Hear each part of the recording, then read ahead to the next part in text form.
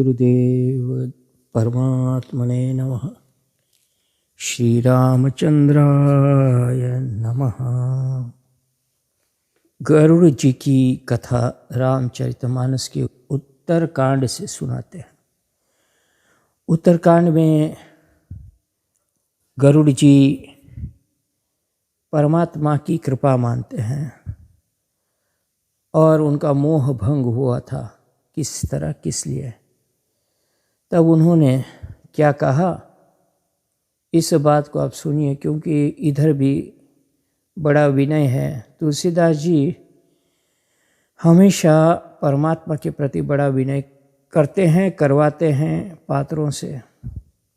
ऐसा होता ही है, विनय मुख्य है शरणागति में।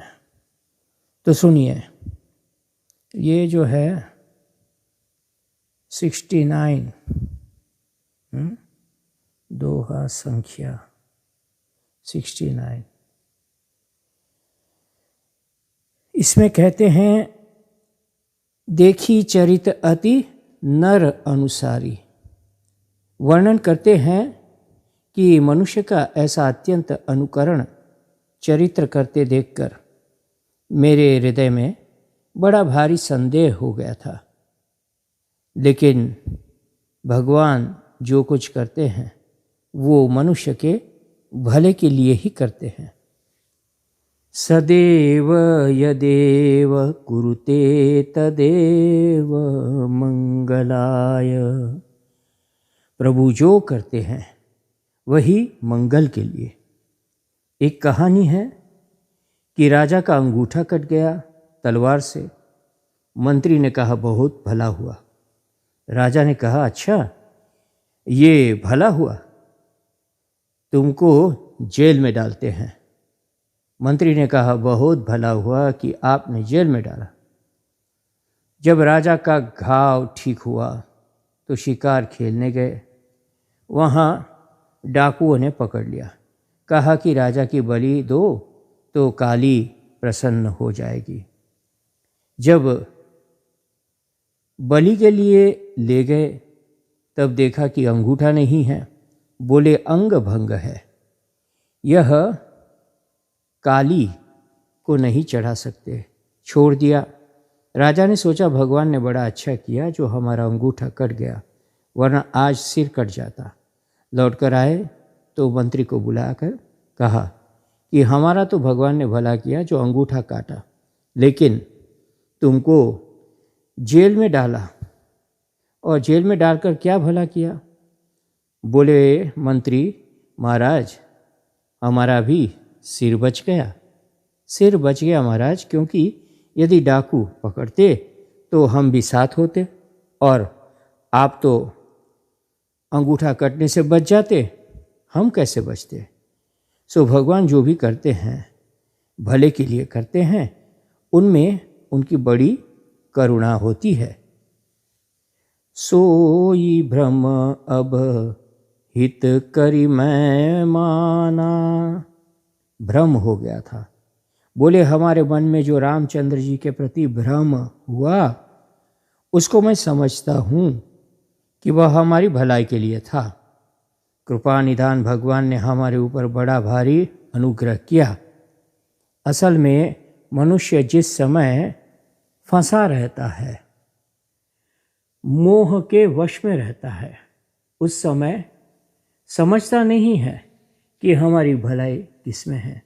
जो अति आतप व्याकुल होई, यदि कोई धूप में फंस जाए, गर्मी से व्याकुल हो जाए, पसीने से लथपथ, प्यास से छटपटाए, उसको यदि कहीं रास्ते में बबूला का पेड़ मिल जाए तो क्या कहना, उसकी ही छाया उस समय उसके लिए सुखद होती है। वृक्ष की छाया का सुख वही जानता है जिसको पहले धूप लग चुकी होती है। जब कभी राजस्थान में घूमने चले जाते हैं तब कीकर का पेड़ मिल जाता है तो जाकर उसके नीचे खड़े हो जाते हैं। आहा, बड़ी छाया मिली। जो नहीं हो तो मोही अति मोही।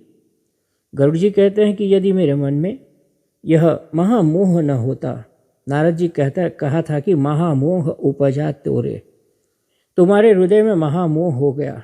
गरुड़ जी कहते हैं हमको महामोह नहीं अति मोह हो गया। यदि भगवान मोह न देते तो तुम्हारा दर्शन कहाँ से होता, तुमसे मिलने कैसे आते। ये सत्संग की महिमा, ऐसा सत्संग नहीं मिलता हमें। कभी कभी भगवान पहले दुख देते हैं और बाद में सुख देते हैं। संसार में कष्ट कई प्रकार के आते हैं, कोई मरता है, कोई बिछुड़ता है, कोई दुख देता है, लेकिन ये सब होने के बाद यदि सत्संग मिल जाए तो समझ जाना कि वह जो दुख हमको मिला वह इस सत्संग का सुख देने के लिए मिला। सुनते हूँ किमी हरि कथा सुहाई, और मान लो सत्संग न होता तो क्या होता। बोले बिनु सत्संग न हरि कथा, तेहि बिनु मोह न भाग। सत्संग नहीं मिलता तो भगवान की यह सुंदर कथा भी नहीं मिलती, यह सुहानी हरि कथा नहीं मिलती। और यदि कहीं सुनने को मिल भी जाती तो तुम गाई तुम्हारे जैसे संत के मुख से सुनने का नहीं मिलता। निगम अगम पुरातन मत एहा, निगम अगम वेद तंत्र पुराण और सिद्ध मुनि ये बात कहते हैं कि इसमें कोई संदेह नहीं है कि भगवान की कथा ही इस संसार रूपी सूर्य से ताप से संतप्त जीवों के लिए एकमात्र शरण देने वाली वृक्ष छाया है। आप वृक्ष है और आपकी भगवत कथा वृक्ष की छाया है। यदि हम दिग्भ्रम में न पड़ते, रास्ता भटक न जाते, तो इतनी बढ़िया वृक्ष की छाया हमें देखने को कहाँ मिलती। संत विशुद्ध मिलहि पर तेहि परितेहि, कहो कि रामचंद्र कृपा कर दे और तुम्हारा संशय मिट जाए। बोले ना ना, रामचंद्र जी की कृपा से संशय नहीं मिटता है। हृदय में जो अज्ञान है, जो संशय है, उसको भगवान की कृपा साक्षात नहीं मिटाती, साक्षात साधन नहीं है। पहले रामचंद्र के हृदय में कृपा आती है, चित्त वही राम कृपा करी जेहि। जब कृपा आती है तब वह कृपा दृष्टि से देखते हैं, जब कृपा दृष्टि से देखते हैं और तब विशुद्ध संत की प्राप्ति होती है। तो इतना तो मान लेना हूँ कि रामचंद्र भगवान ने मुझ पर कृपा की, मोह देकर, और तब आपका दर्शन हुआ। राम कृपा तब दर्शन भयहूँ और तब प्रसाद सब संशय गयऊँ। तुम्हारी कृपा से सारे संशय की निवृत्ति हुई। राम कृपा से संत मिले और संत से संशय की निवृत्ति हुई। क्योंकि रामचंद्र भगवान किसी के पास बहुत दिनों तक रहकर बड़ी कथा सुनावे, भगवान तो 1-2 मिनट के लिए किसी को भी दर्शन देते हैं और फिर चले जाते हैं, तो बहुत दिनों तक तो रह नहीं सकते। एक अड़चन ये भी है कि भगवान की कथा में भगवान की ही तो महिमा होती है, तो अपने मुंह से अपनी महिमा भगवान सुनाने लगे तो जचेगी नहीं। इसलिए कृपा करके संत को प्रेरणा देते हैं और संत के मुंह से अपने चरित्र की पवित्रता और माहात्म्य सुनाते हैं, सुनवाते हैं। इसलिए अज्ञान और संशय संत की कृपा से निवृत्त होते हैं, भगवान की कृपा से संत मिलते हैं।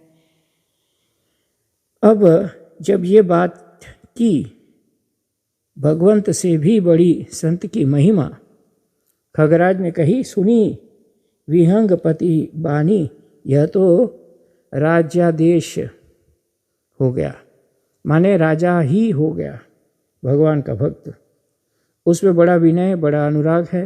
राम कृपा तब दर्शन भयो मिलतेऊ तात कबन विधि तो ही। बड़े भारी प्रेम की बात कही, पुल की गात लोचन जल। अब यह कहो कि वक्ता बड़ा सुंदर होना चाहिए, तो शक्ल कौवे की क्या होती है, आवाज़ बड़ी मीठी होनी चाहिए। जो लोग शक्ल और आवाज़ देखते सुनते हैं तब राम कथा सुनते हैं, वह राम कथा के प्रेमी नहीं हैं। भले ही वक्ता काम काम बोलने में होवे और देखने में काला होए, और जाति भी नीच होए, तब भी अगर वह राम कथा कहता है तो उससे राम कथा श्रवण करनी चाहिए। एक एक बाल काग जी के शरीर के खड़े हो गए, सबके सब काले काले बाल बिल्कुल खड़े हो गए। आंखों में प्रेम के आंसू आ गए और मन में अतिशय हर्ष हो गया, क्योंकि सज्जन पुरुष को अच्छे श्रोता मिल जाए। अच्छे श्रोता का मिलना भी एक बढ़िया बात है, संयोग है। श्रोता के भी गुण लिखे हैं, आप इसे अपने पड़ोसी में मत घटाना, अपने में घटाना। यह मत देखना कि हमारे पड़ोसी में है कि नहीं। श्रोता का गुण बताते हैं सुमति, उसकी बुद्धि अच्छी हो, माने तर्क जो करे, युक्ति जो उसके मन में फूटे वह रामचरित्र के अनुकूल फूटे। बुद्धि से रामचरित्र का समर्थन होवे, वेद शास्त्र पुराण का समर्थन होवे, तब सुमति और सुशील होवे। सबके साथ विनय का वर्तन करे, किसी से द्रोह न करे, श्रोता से द्वेष न करे। कभी कभी किसी के आगे कोई बैठ जाए, वह चिल्लाते हैं भेड़िए की तरह। हमने देखा है ऐसी आंखें टेढ़ी करते हैं और बस पूछो मत। तो श्रोता को सुशील होना चाहिए। तीसरी शुचि, शुचि माने पवित्र होना चाहिए। कथा में रस आना चाहिए। रामचरित्र जे सुनत अघाही, रस विशेष पावा तिन नाही। कथा का रसिक होना चाहिए और हृदय में भगवान की भक्ति होनी चाहिए। सुमति, सुशील, शुचि, कथा रसिक और हरिदास, इन 5 गुणों से युक्त जब श्रोता मिलता है तो शंकर जी कहते हैं कि हे उमा, सज्जन पुरुष अत्यंत गुप्त रहस्य को भी प्रकट कर देता है। जय सिया राम, जय सद्गुरुदेव। इतनी सी बात हमने आपको सुनाई, तो आपको तो पता है कि आपको सद्गुरुदेव मिले हैं और यही भगवान की कृपा है। तो उनकी बातें सुना करो और उनकी बातों के अनुसार रहा करो। जय सिया राम, जय सद्गुरुदेव।